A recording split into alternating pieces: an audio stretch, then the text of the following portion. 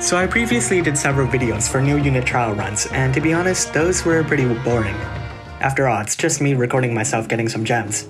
So this time I decided to go ahead and take that opportunity to review those featured units. After all, as a free-to-play, I don't exactly have the best chance at getting those units anyways. And I should know, I spent 30,000 gems to get some new units, and instead all I got was a second Nyx and a second Yunaku. And I have to admit, it hurts getting a second Genesis unit, especially when it's Yunaku. So, like many other players, I'm now left without a Dark Nyx, so that leaves me with only getting a taste of his power through a new unit's trial field. But enough rambling, let's get into this. Here, I have 15 turns to convince you that Dark Nyx is outright broken, rather than relying on the word of some other person on the internet. Alright, so let's start off with the leader skill. It's clearly suited for wind magic units.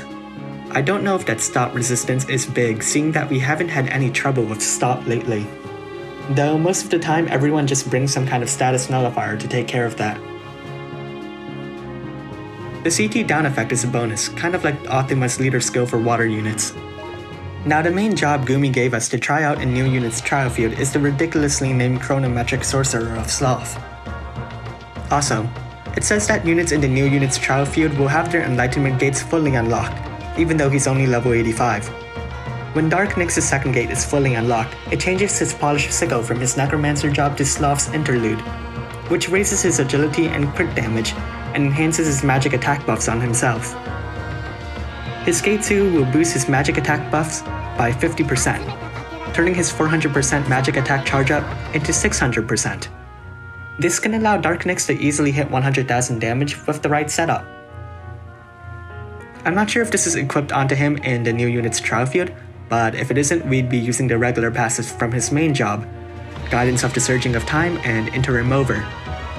Once you unlock the second gate, I recommend replacing either one of the skills depending on the length of the quest. Most of the time, I'd suggest replacing Guidance of the Surging of Time, since Interim Over helps you clear things out faster. Dark Nyx, like his original version, boasts very high overall stats, even before Enlightenment. You probably already know that Dark Mirror plays very well in auto from other sources, but I found that Dark Nyx works best in manual play at a far higher degree. We can't look at the gear they gave us, but we can probably assume that they gave us the Ring of Sin 0 and the Fallen Time Cronus Spear from his memento. How do I know this? Well, just take a look at his master abilities. These wouldn't be here otherwise. He also has the skills from his memento, so that's definitely there as well. His skills from these optional gear are actually really beneficial for him. Wearing the ring raises the power of all of his attacks and prevents silence and stun. Both of them are ailments that mages absolutely hate. The one from his gear lowers the opponent's agility, while the one from his memento deals more damage if the target is inflicted with delay. I'm not quite sure where that aphotic Sloth skill came from though. It raises thunder resistance, so it's probably going to be used mostly in challenge quests for Letitia. So to start, we're going to step on this purple circle here, and that's going to summon 5 Mandragoras. One's going to smack him, which demonstrates his counter ability, which inflicts damage on the enemy unit equivalent to 15% of the target's max HP after receiving damage. But it caps at 5,000 and it removes the buffs on himself. That's a very nice bonus. It's obviously not going to kill an enemy like this, but the debuff clear is an excellent bonus. His actual spells here, Sloth inflicts stop, Despair is that Dark Phantom move, Nord nullifies buffs, Space-Time Manipulation inflicts sleep rather than playing with CT, very interesting, and Distance lets him inflict delay after teleporting. Alright, here we see the demons, obviously here to show off Dark Nyx's damaging ability that scales off the target's max HP. I don't know why they had to make it take so long though.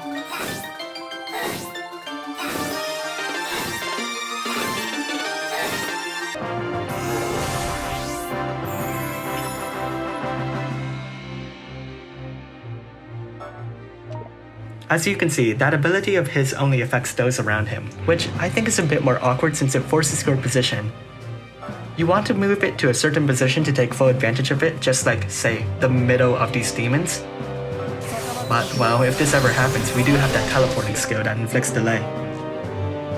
I don't actually know if this delay skill can be inflicted to your allies. If it can, it definitely opens up a lot more strategies. Say you can mix Dark Nyx's delay skill with Dark Tearfink's Guts skill. As you might know, Dark Tearfink has a skill that gives her Guts for her entire turn, which basically ensures that she doesn't die. Furthermore, she also has 2 counter skills. One's from Warrior, which deals damage, and one's from Dark Purge, which also deals damage equivalent to half of the enemy's dealt attack. Normally this isn't a big deal since her turn would just come sooner rather than later and thus ends the Guts buff. But with delay, you can actually delay that. But of course that's only if she can be delayed in the first place. His basic abilities here are all very useful. He has Time Loop, which nullifies all agility charges. I haven't used that very often with Nyx anyways, but it might become useful sometime in the future.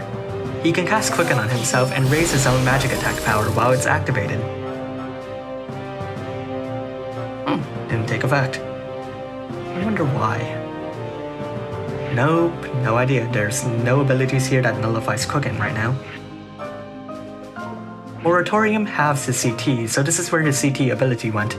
And Bleak Law quadruples his magic attack. So now that these ratties are here, let's use it to test out some of his damage. First we'll use his Memento ability to see its base attack as a control group. Now we'll inflict delay with the teleporting skill.